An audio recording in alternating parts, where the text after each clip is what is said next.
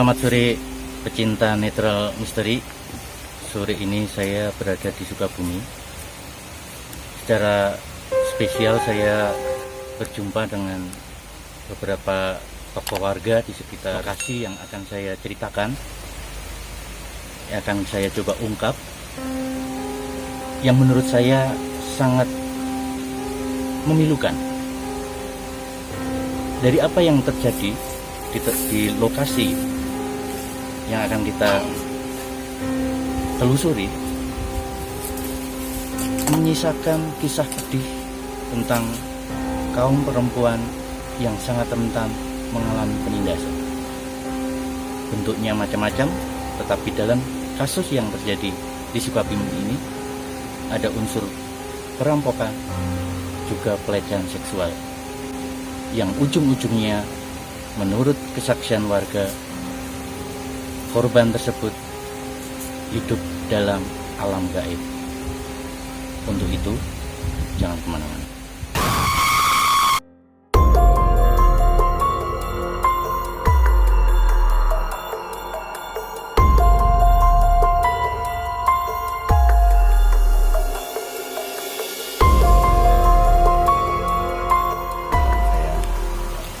Itu waktu sebelum tahun 70 itu di sini sudah hadir investasi, itu namanya Pak Gantira. Beliau kerjasama dengan desa di sini, bahkan melibatkan beberapa warga gitu. Bahkan ini pun rumah dibangunnya oleh warga. Nah, setelah lama kemudian itu terkait kerjasama di bidang perkebunan kopi, Pak. Nah, kemudian pas sekian lama kemudian bisnis kopi itu mengalami sesuatu, mungkin kemerosotan, Pak, hingga pada akhirnya aset rumah ini atas nama Gantira itu dijual ke Ibu Dewi. Ibu Dewi itu majikan saya. Nah, sebelum Ibu Dewi mengerjakan saya, ada sebelumnya gitu, ada pengebun sebelumnya, bahkan dia pun meninggalkan lokasi ini gitu. Nah, itu setelah lewat dari tahun 70-an, Pak, karena saya masuk ke sini itu tahun 96 saya masuk sini sampai tahun 2001 saya.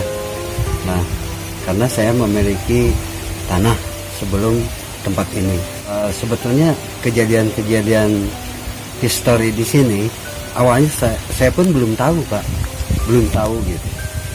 Nah, pada saat saya 3 hari, seminggu lah kalau tidak salah gitu ya, 4 hari lewat, saya awalnya tidur di sini di kamar depan. Nah, karena habis kerja lah, kecapean seharian gitu ya, saya bangun-bangun jam 11 malam, Pak. 11 malam, itu pun saya terbangun oleh suara yang nangis dengan suara yang ketawa. Itu posisinya ada di kamar di sana. Nah, di sana itu sampai bising, Pak, sehingga saya terbangun oleh suara tersebut.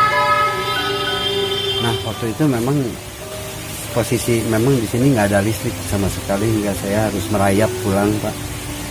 Dan dengan mungkin saya juga, mungkin mereka merasa terganggu atau mungkin tahu bagaimana, hingga akhirnya saya pun tanya-tanya gitu ke sebagian warga gitu. Bahkan kebetulan waktu itu Pak RT-nya ini, Bapak ini. Nah, hingga saya ceritakan kejadiannya, hingga terbongkarlah kisahnya seperti apa di sini. Nah, gitu. Jadi begini, dia punya pacar gitu. Dia ya maklum lagi muda lah gitu, dia itu naik ke atas gunung gitu. Di situ dia itu berbuat yang tidak senonoh lah gitu. Jadi mungkin dia itu ada sesuatu yang diharapkan lebih daripada itu. Mungkin dia itu punya pakai perhiasan gitu. Perhiasan itu ternyata dia ambil semua habis, udah habis perhiasan itu baru dia minta diri dia. Bagaimana dia tuh menolak itu lakinya itu terpaksa memaksa lah istilahnya itu. Bagaimana supaya dapat dia itu diri dia. Barangkali perempuan itu tidak mau, tidak suka lah melakukan seperti itu. Yaitu berontak itu laki-laki itu marah. Otomatis laki-laki itu marah, ngambil kayu sepanjang setengah meter lah. Lalu dia dipukulin kepalanya, punggungnya ini nyampe matilah gitu. Kalau udah mati dia buang ke bawah sampai kali. Di dalam kali itu ya barangkali dia tuh udah 1 minggu lah gitu. Baru ketemu sama waria, baru diangkat. Lalu komunikasi dengan polsek gitu ya, yang mengatasi masalah itu. Barangkali ya kemungkinan juga nanti saya menyambung tadi kata-kata Pak Yus, apa yang terjadi di villa ini memang betul itu. Ini semuanya akibat dia barangkali ya yang terjadi waktu itu gitu. Mungkin villa ini selaku ya sebagai pengistirahatan lah gitu Pak sebetulnya. Apalagi ada batu yang gede itu, ada ya hanya peristirahatan di situ. Bahkan yang di situ juga ada tuh bak, di situ ada satu lagi. Memang terjadi juga memang itu di sini. Saya juga jadi merasakan ya ada kejutan gitu Pak sebetulnya. Cuman untuk bagi saya gitu. Tapi nggak tahu orang lain, barangkali ya kemungkinan juga gitu kalau nginjak ke sini, tahulah merinding itu di sini. Merinding Mbak, benar saya nih. Ketika ditemukan dalam posisi apa, seperti apa Pak? Ya duduk sambil ini begini Mbak, sampai begini nih. Dalam kondisi tanpa busana. Iya, di air itu, di dalam air. Jadi dibuang, perhiasan Ambil, pakaian dilucuti. dilucuti, langsung dikerjain gitu. Bapak melihat waktu penemuan jasadnya. Melihat sih. Ya. Berikutnya untuk pemudanya apakah berhasil diringkus? Bisa, dapat di ini. Dapat hukuman. Iya, dapat hukuman. Itu. Korban ini warga sini? Bukan Warga luar dari kampung ini gitu. Jadi ya barangkali sekitar sedesa lah gitu. Sedesa. Untuk kejadian-kejadian supranatural atau kejadian-kejadian yang menurut warga, menurut Bapak juga ada hubungannya dengan peristiwa itu, selain tadi dengan Pak Kus yang merasakan langsung suara-suara, padahal itu siang ya Bapak ya? Itu malam. Malam, jam 11 malam. Dan belum ada listrik ya? Ketiduran habis kerja sore hari itu saya istirahat jam 4. Bangun saya terbangun tuh jam 11 malam. Terbangun tuh karena ada suara itu. Bahkan saya pun sering kali bawa teman ke sini gitu ya. Bahkan teman saya bahkan kesurupan gitu ya, cara masak lah gitu ya gitu. Nah seperti itu, jadi kejadiannya seolah seperti dramatis gitu. Saya seperti nggak kemasukan, padahal kemasukan gitu Pak. Saya setelah saya lihat kok banyak itu gitu. Bahkan yang sana itu sama perempuan gitu, dia suka sama perempuan di sini tuh. Bahkan kalau saya pernah tidur di sini bersama teman juga saya, karena sendiri saya nggak berani Pak. Nah ada anak-anak kecil juga di sini. Terlihat sepintas saya tuh ada anak-anak kecil yang suka main. Bahkan ada bayangan jalan kaki ketuk di depan ini. Nah, karena ya mungkin karena sering begitu, jadi saya abaikan aja, saya lupakan Pak gitu. Karena dilihat dari posisi saya kan mau tidak mau saya harus mengurus tempat ini juga gitu, punya rasa tanggung jawab. Akhirnya ya saya abaikan aja gitu. Dan waktu kejadian kesurupan, apa yang dilakukan oleh teman Bapak yang mengalami kesurupan? Ya akhirnya saya juga bawa tenaga ahli Pak. bawa tenaga ahli untuk didatangkan ke sini. Apakah Gitu. meracau kata-katanya yang dialami teman Bapak itu apa waktu itu? Dia mengusir Pak, mengusir ini karena dia mungkin nggak mau kegaduhan lah gitu. Kita nggak mau kegaduhan, nggak mau terganggu gitu. Dia mengusir, bahkan mengejar-ngejar Pak, bahkan mengejar-ngejar. Nah awalnya saya ingin menyempurnakan menggunakan sebuah media di sini, kemauannya apa, tapi mungkin perlu beberapa syarat Pak yang harus dipenuhi gitu, dan melibatkan beberapa ini gitu, akhirnya niat-niat tersebut tuh terlupakan. Baik teman-teman, dari perbincangan saya dengan Bapak Gus dan Bapak RT yang mempunyai pengalaman langsung tentang peristiwa yang memilukan tadi, secara tidak langsung kita semuanya sepakat bahwa peristiwa yang terjadi tahun 70-an itu harus kita kutuk. Kita sepakat bahwa sosok wanita yang menjadi korban tindak kekerasan adalah korban, dan perbuatan itu kita kutuk.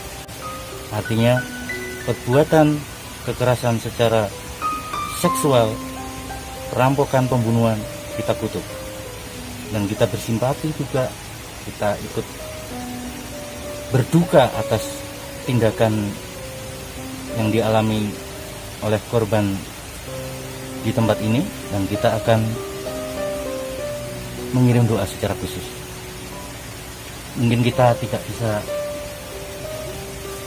membantu sampai sempurna, tetapi di sore ini saya ingin mengajak teman-teman bersama Bapak sekalian secara khusus mengirim doa kepada arwah korban tindak kekerasan yang terjadi tahun 70 yang menyebabkan villa ini angkat.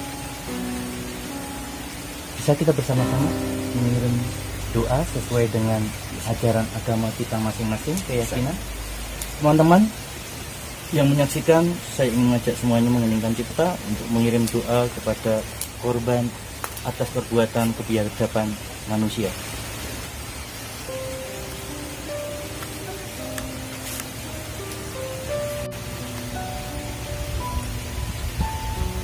Kepada sosok saya tidak mengenal, izinkan saya menyapa.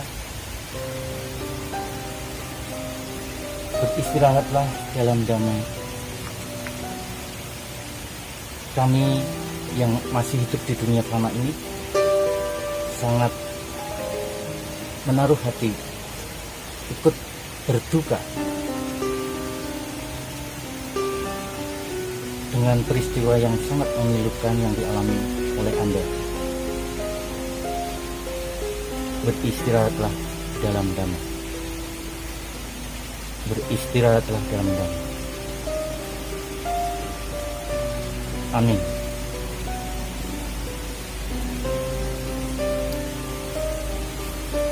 Teman-teman, untuk lokasi di mana yang selama ini menjadi tempat menghuni menurut kepercayaan warga, kita akan kunjungi, kita akan sapa juga.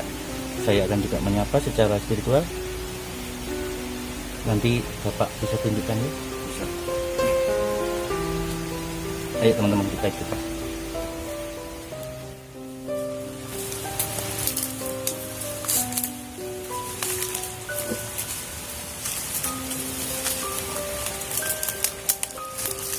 Ya, ini batu yang menurut Bapak RT ada kekuatan-kekuatan yang sering kalau ditangkap oleh Bapak merinding ya Pak ya? Iya. Ya. Kemudian kamar. Teman-teman, saya akan tunjukkan yang tadi ceritakan oleh Pak Gus. Waktu Pak Gus tidur terlelap sampai jam 11 dan mendengar suara, lokasinya di sini ya Bapak ya? kamarnya.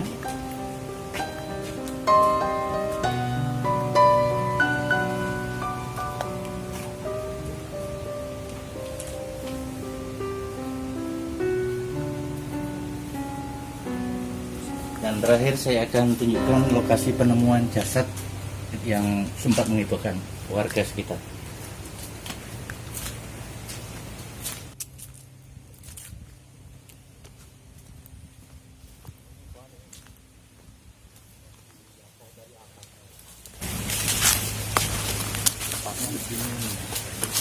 Tempatnya dari atas sana gitu. Ya, teman-teman, jadi di sini posisi penemuan jasad korban kekerasan seksual. Di sini ya Bapak ya? Iya, di sini. Dengan posisi duduk menghadap ke sana. Iya. Nyender di sini ya Pak. Nyender ke tebing gitu. Sementara tindak kekerasannya diduga ada di puncak Ada di puncak itu atas. bukit, teman-teman. Nah, setelah korban meninggal, jasadnya didorong begitu ya Pak ya? Ya didorong Sehingga terjatuh di kali ini. Sekitar 1 minggu. Kita baru ketemu ya. 1 minggu sempat dicari-cari, Iya. baru ditemukan ternyata sudah meninggal di tempat ini.